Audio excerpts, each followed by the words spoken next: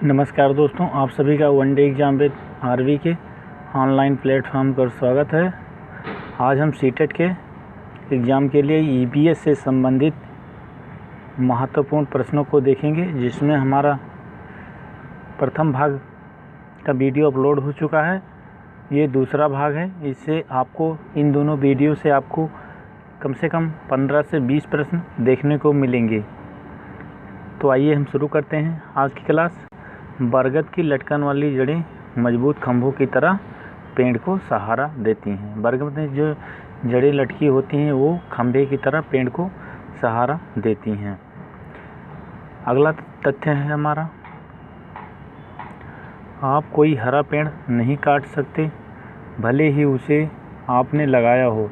पेड़ काटने के खिलाफ कानून है, अतः इसके लिए सरकारी दफ्तर से लिखित में निकली लेनी पड़ती है। बोरा व चेवा जो हैं वो चावल के दो प्रकार हैं जो पकने के बाद चिपचिपे हो जाते हैं। इसे असम में पकाकर खाया जाता है। केरल मसालों का बगीचा, केरल को जो है मसालों का बगीचा कहा जाता है। दोस्तों, ये सारे पॉइंट को आप याद कर लेना। अगर यह वीडियो आपको पसंद आए तो प्लीज़ हमारे चैनल को सब्सक्राइब करें। अगला पॉइंट है चींटी। चींटी के बारे में हम कुछ तथ्य देखेंगे। इम्पॉर्टेंट चींटियाँ चलते समय ज़मीन पर कुछ ऐसी छोड़ती हैं जिसे सूंघकर पीछे आने वाली चींटियों को रास्ता मिल जाता है। इसीलिए हम लोग देखते हैं कि चींटियाँ हमेशा एक लंबी कतार में क्रमबद्ध रूप से चलती रहती हैं। अगला पॉइंट है हमारा मच्छर के बारे में जानकारी लेते हैं। मच्छर हमारे शरीर की गंध, खासकर पैरों के तलवे की गंध को सूंघकर हमें ढूंढ लेता है। मच्छर हमारे शरीर की गर्मी से भी हमें ढूंढ लेता है। रेशम का कीड़ा के बारे में। रेशम का कीड़ा अपनी मादा को उसकी गंध से कई किलोमीटर दूर से ही पहचान लेता है। नेक्स्ट पॉइंट है हमारा कुत्ते के बारे में कुछ तथ्य जानते हैं। कुत्ता चलते समय रास्ते पर मलमूत्र का त्याग करता है, जिससे उसे रास्ते को पहचानने में आसानी मिलती है। सड़कों पर कुत्तों को भी अपनी जगह बटी होती है। एक कुत्ता दूसरे कुत्ते के मलमूत्र की गंध से जान लेता है कि उसके इलाके में बाहर से कोई कुत्ता आया था। पक्षी से जुड़े कुछ रोचक तथ्यों के बारे में जानकारी प्राप्त करते हैं। तो आइए देखते हैं दोस्तों। पक्षियों के आँख उनके सिर के दोनों तरफ होती हैं, इसलिए पक्षी एक समय में दो अलग अलग चीज़ों पर नज़र डाल सकते हैं। ज़्यादातर पक्षी की आँखें की पुतली नहीं घूम पाती, इसलिए वह अपनी गर्दन घुमाकर आसपास की चीज़ों को देखते हैं। चीलबाज और गिद्ध जैसे पक्षी हमसे 4 गुना ज़्यादा दूरी से देख पाता है। रात में जागने वाले जानवर पक्षी हर चीज़ को साफ सफ़ेद और काली रंग में ही देख पाते हैं। पक्षी जब दोनों आँखें एक ही चीज़ पर केंद्रित करते हैं तो उन्हें चीज़ की दूरी का एहसास होता है। जब पक्षी अपनी दोनों आँखें अलग अलग चीज़ों पर केंद्रित करते हैं तो उनको देखने का दायरा बढ़ जाता है। जंगल में ऊंचे पेड़ या चीता को देखकर एक खास आवाज़ निकालता है, जिससे उनके साथियों को संदेश पहुंच जाता है। इस काम के लिए पक्षी भी खास तरह की आवाज़ें निकालते हैं। कुछ पक्षी अलग अलग खतरों के लिए अलग अलग तरह की आवाज़ें निकालते हैं। सांप के बारे में कुछ महत्वपूर्ण तथ्य देखते हैं। सांप के बाहरी कान नहीं होते। वह ज़मीन पर हुए कंपन को ही सुन सकता है। हमारे देश में पाए जाने वाले सांपों में केवल 4 तरह के सांप जहरीले होते हैं। यह सांप है नाग, करैत, दुबैया और अफाई। सीरम एक दवा है जो सांप काटे हुए व्यक्ति को दिया जाता है। सीरम सांप के जहर से ही बनाया जाता है और यह सभी सरकारी स्वास्थ्य केंद्र में मिलता है। मछली के बारे में कुछ विशेष तथ्य के बारे में जानकारी लेते हैं। मछलियाँ खतरों की चेतावनी के लिए एक दूसरे को बिजली की तरंगों से जानकारी पहुंचाती हैं। स्लॉथ के बारे में हम कुछ देखते हैं तथ्य। स्लॉथ भालू जैसा दिखते हैं पर यह भालू नहीं होते। स्लॉथ एक दिन में करीब 17 घंटे पेड़ों पर उल्टे लटक कर मस्ती से सोते हैं। स्लॉथ सप्ताह में एक बार शौच करने के लिए पेड़ से नीचे उतरते हैं। स्लॉथ जिस पेड़ पर रहते हैं उसी के पत्ते खाकर अपना पेट भरते हैं। 40 वर्ष के अपने जीवन में यह केवल 8 पेड़ों पर घूमने की तकलीफ उठाते हैं। दोस्तों, इसमें एक एक तथ्य जो है बहुत महत्वपूर्ण है स्लॉथ के बारे में। ये आपको समझ लो कि EBS का निचोड़ है, 2 पार्टों में आपको दिया है। यह पूरे आपका EBS का निचोड़ है, इससे बाहर आपका प्रश्न नहीं जाएगा। अब बाघ के बारे में हम जानकारी लेते हैं। बाघ जो है अंधेरे में हमसे 6 गुना बेहतर देख पाता है। बाघ की मूंछें हवा में हुए कंपन को भांप लेती हैं और उसे शिकार की बिल्कुल सही स्थिति का पता चल जाता है। इससे उन्हें अंधेरों में रास्ता ढूंढने में भी मदद मिलती है। बाघ का गर्जना लगभग 3 किलोमीटर दूर तक सुना जा सकता है। बाघ हवा से पत्तों के हिलने और शिकार से झाड़ियों में हिलने से हुई आवाज़ में अंतर को भांप लेता है। बाघ के दोनों कान बाहर की आवाज़ों को अच्छे से सुनने के लिए अलग अलग दिशाओं में बहुत ज़्यादा घूम सकते हैं। नेक्स्ट पॉइंट है शिकारी पौधे नेपेंथिस एक शिकारी पौधा है, उसके बारे में हम कुछ जानकारी देते हैं। पिचर प्लांट को नेपेंथिस भी कहते हैं। नेपेंथिस एक ऐसा पौधा है जो चूहा, मेंढक, कीड़े मकोड़े और छोटे जीवों का शिकार करता है। नेपेंथिस नामक शिकारी पौधे ऑस्ट्रेलिया, इंडोनेशिया और भारत के मेघालय राज्य में पाए जाते हैं। इस पौधे का आकार लंबे घड़े जैसा होता है, जिसके ऊपर पत्ते का ये पत्ती लिखा है, पत्ता, सॉरी मिस्टेक हो गई है टाइपिंग में।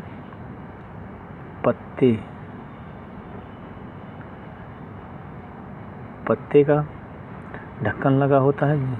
घड़े से खास खुशबू निकलती रहती है, जिसकी वजह से कीड़े मकोड़े पौधे के अंदर पहुंच जाते हैं और फंस जाते हैं।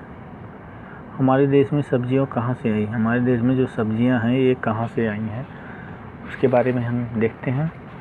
हरी मिर्च, टमाटर, आलू दक्षिण अमेरिका से आया, जिसे पुर्तगाल देश के व्यापारी ने लाए थे। भिंडी और कॉफ़ी हमारे देश में अफ्रीका से आई है। और गोभी तथा मटर हमारे देश में यूरोप से आई है। अल्बरूनी क्या है इसके बारे में जानकारी लेते हैं। अल्बरूनी हजारों साल पहले उज़्बेकिस्तान से भारत आया था। अल्बरूनी ने भारत में आकर सभी चीज़ों को ध्यान से समझा और जाना कि यहाँ के लोग तालाब बनाने की कला जानते हैं और वह बड़े बड़े पत्थर और लोहे के चबूतरों झीलों के किनारों पर बनाते हैं। अल्बरूनी ने सारी बात को विस्तृत रूप से लिखा और यह सारी बातें 1973 में मिली एक स्टाम्प पर लिखी थी, जो अल्बरूनी के जन्म के 1000 साल बाद मिली था। मृत सागर के बारे में देखते हैं। मृत सागर क्या है? मृत सागर दुनिया का सबसे बड़ा नमकीन सागर है। यह सागर इतना नमकीन है कि लगभग 1 लीटर पानी में 300 ग्राम नमक है। सबसे मज़े की बात तो यह है कि मृत सागर में हम ऐसे तैर सकते हैं जैसे आराम से लेटे हों। मृत सागर समुद्र तल से 418 मीटर नीचे दुनिया का सबसे निचला बिंदु कहा जाने वाला सागर है। इसे खारे पानी की सबसे निचली झील भी कहा जाता है। अगले पॉइंट पे हम चर्चा करेंगे दांडी यात्रा क्या है तथा दांडी यात्रा कब हुई। अंग्रेज़ों के द्वारा आम लोगों के नमक बनाने पर रोक लगाने पर महात्मा गांधी के नेतृत्व में लोगों ने एक साथ मिलकर अहमदाबाद से दांडी के समुद्र तट तक एक लंबी यात्रा का उद्घाटन किया। 1930 में दांडी मार्च का आयोजन किया गया। यह आयोजन इसलिए था क्योंकि भारतीयों को समुद्र से नमक बनाने की इजाज़त नहीं थी। दांडी यात्रा अहमदाबाद से गुजरात के समुद्रों के किनारे तक चली। मलेरिया के बारे में चर्चा करते हैं। मलेरिया कैसे होती है? मलेरिया मादा मच्छर एनाफिलिस के काटने से फैलता है। मलेरिया खून की जांच से पता चलता है। मलेरिया की दवा पुराने ज़माने में सिनकोना के पेड़ की छाल से बनाई जाती थी। मच्छर के काटने से मलेरिया, डेंगू, चिकनगुनिया हो सकता है। मलेरिया एक कोशिकीय वाले पैरासाइट्स परजीवी से होता है जिसे प्लाज्मोडियम कहते हैं।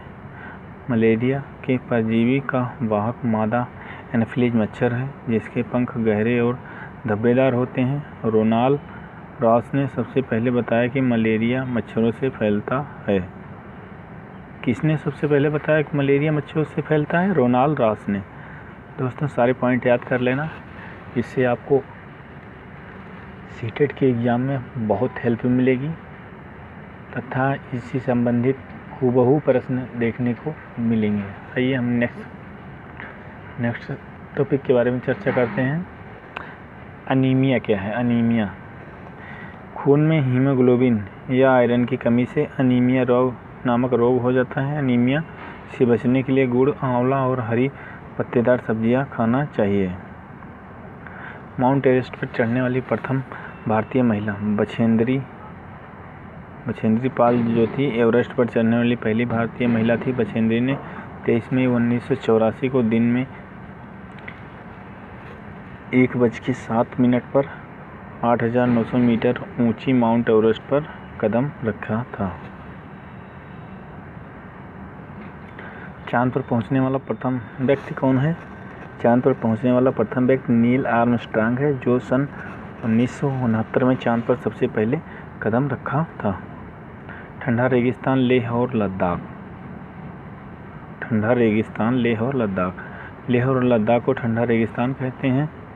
यह इलाका सूखा, समतल और ठंडा होता है। लद्दाख में बहुत ही कम बारिश होती है। यहाँ दूर दूर तक बर्फ़ से ढके पहाड़ और सूखा मैदान होता है। लद्दाख के पहाड़ों पर इतना सूखा माहौल होता है कि वहाँ पर पौधे नहीं उठ पाते हैं, यानी पौधे नहीं चलते हैं। पाशमीना शाल क्या है? पाशमीना शाल के बारे में हम चर्चा करते हैं विस्तार रूप से। एक पाशमीना शाल में लगभग 6 स्वेटरों के बराबर गर्मी होती है। पाशमीना शाल को मशीनों के द्वारा नहीं बनाया जा सकता। टाइपिंग में मिस्टेक हो गया दोस्तों, सॉरी।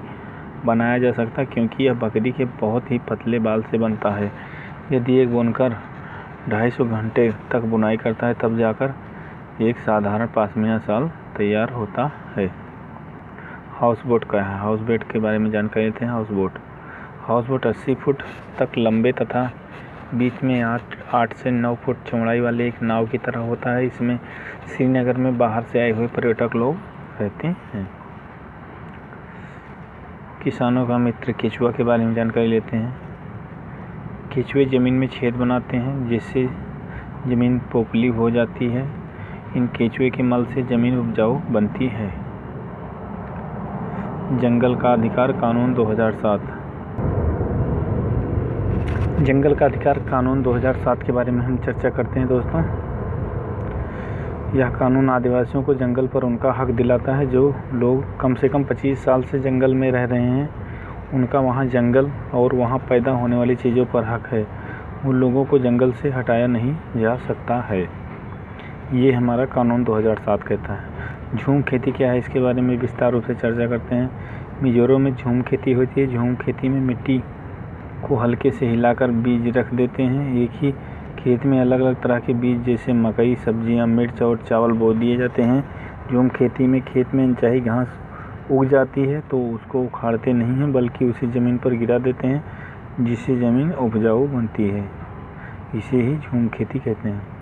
टीन खेती कैसे कहते हैं? टीन खेती एक टीन बीज को जितने ज़मीन में बोते हैं उसे एक टीन ज़मीन कहते हैं। इस प्रकार की खेती को टीन खेती कहते हैं। स्वाद और पाचन के बारे में। हमारे पेट का तापमान 30 डिग्री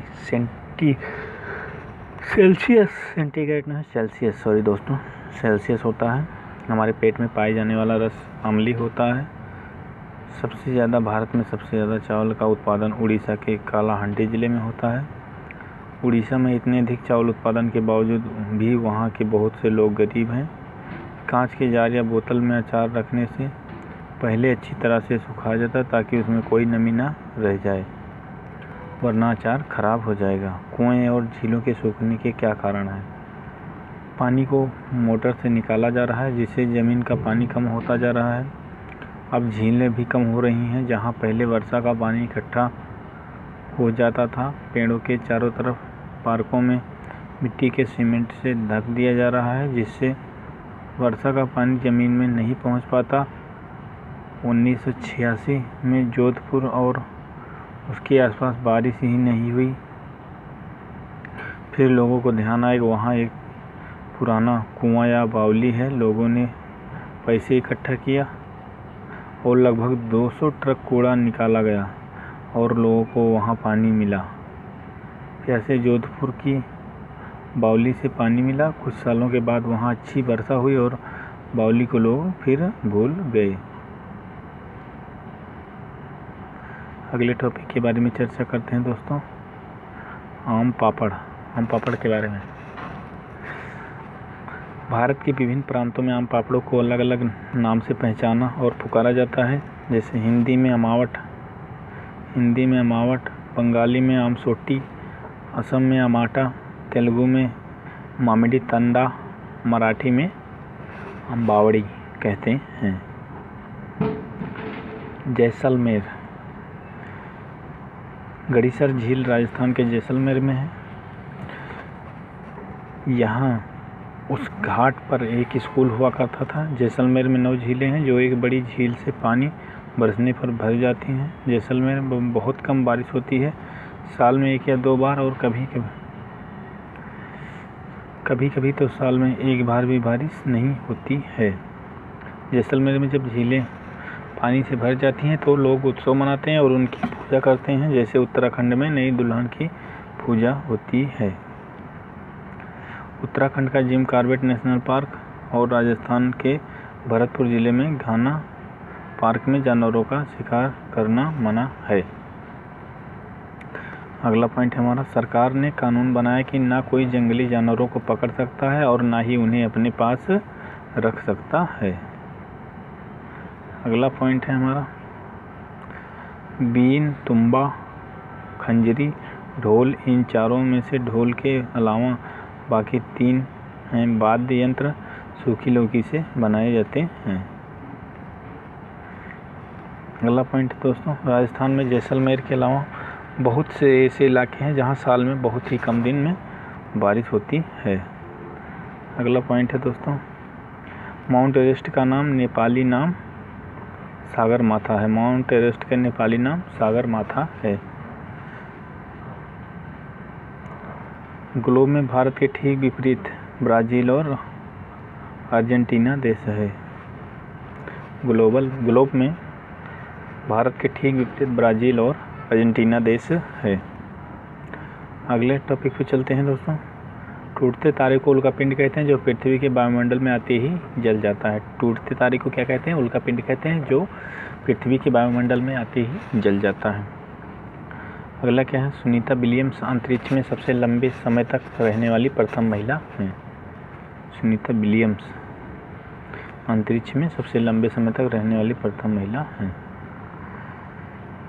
एलपीजी मोम कोलतार ग्रीस जमीन के अंदर से प्राप्त होती है। एलपीजी मोम कोलतार ग्रीस जमीन के अंदर से प्राप्त होती है। नेक्स्ट टॉपिक, प्लास्टिक और पेंट को बनाने के लिए भी तेल का इस्तेमाल किया जाता है। नेक्स्ट है हमारा, कश्मीर के लोग खाने के लिए रोटी घर में नहीं बनाते और रोटी को दुकान या बेकरी से ही खरीदते हैं। कुक्कड़ भाषा झारखंड की है। चराओ नाच मिजोरम में होती है।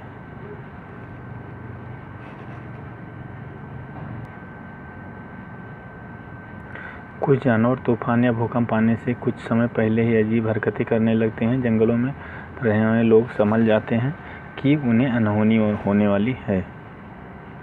अगला पॉइंट है दोस्तों, सन 2004 में दिसंबर के माह में सुनामी से कुछ समय पहले जानवरों के अजीब व्यवहार और उनके द्वारा दी गई चेतावनी भरी आवाज़ों को अंडमान की खास आदिवासी जनजातियां समझ गई थी और उन्होंने यह इलाका खाली कर दिया था। इस प्रकार यह लोग सुनामी से बच गए थे।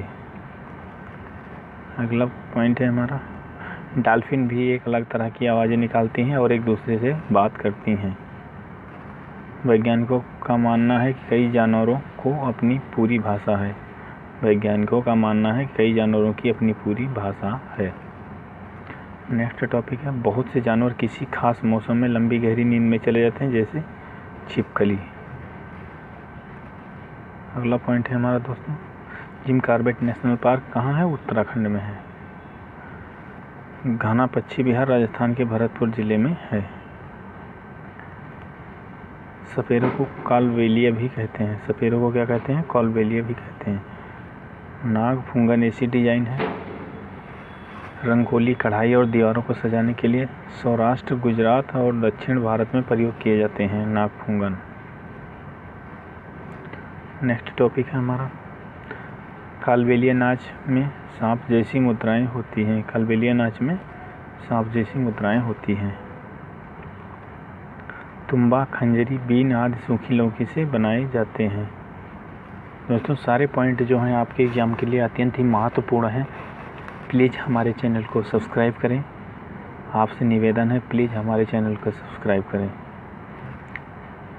जिससे आपको आने वाले 2-3 दिनों तक महत्वपूर्ण वीडियो मिलते रहे। उड़ीसा के कालाहांडी जिले में सबसे अधिक चावल पैदा किया जाता है। अत्रेयपुरम जिला आंध्र प्रदेश में है। अत्रेयपुरम जिला कहाँ है? आंध्र प्रदेश में है। अगला है हमारा टॉपिक, वेलक्रो। वेलक्रो सैंडल में खुरदरा सा हिस्सा है जिसको पहनने के बाद चिपकाया जाता है। आविष्कार जॉर्ज दे मेस्त्र ने 1948 में किया था। उनको यह विचार कांटों वाले बीज से आया था। पौधे घूम नहीं सकते, एक बार वे एक ही जगह पर रहते हैं, परंतु उनके बीज लंबी यात्रा करते हैं। पौधों के बीज कपड़ों में चिपककर और पानी में बहकर भी यात्रा करते हैं। सोयाबीन की फली पकने पर फूट जाती है और उनसे सोयाबीन के बीज निकल आते हैं। लोहा या आयरन हमें गुड़, आंवला और बहुत सी हरे पत्तेदार वाली सब्जियों से मिलता है। नेक्स्ट पॉइंट है हमारा, मक्खियों से कई तरह की बीमारियां होती हैं। मक्खियों से कई तरह की बीमारियां होती हैं। अगला पॉइंट है, लोहा या आयरन हमें गुड़, आंवला और बहुत सी पत्तेदार वाली सब्जियों से मिलता है। मक्खियों से कई तरह की बीमारियां होती हैं। एल्गा या शैवाल एक तरह का जलीय पौधा है जो बरसात के मौसम में होता है। तो दोस्तों EVS की क्लास में बस यहीं तक, पर्यावरण की क्लास में यहीं तक। दोस्तों अगर यह दोनों वीडियो आपने हमारा देख लिया 2 से 3 बार तक, तो आपको 15 से 20 नंबर बड़े आराम से ही मिल जाएंगे। आशा करते हैं कि आपको यह वीडियो समझ में आ गया होगा। अगर यह वीडियो आपको पसंद आया हो तो प्लीज़ हमारे चैनल को लाइक करें, सब्सक्राइब करें तथा अपने दोस्तों के साथ शेयर करें। धन्यवाद दोस्तों, मिलते हैं किसी अगले टॉपिक में। तब तक के लिए धन्यवाद।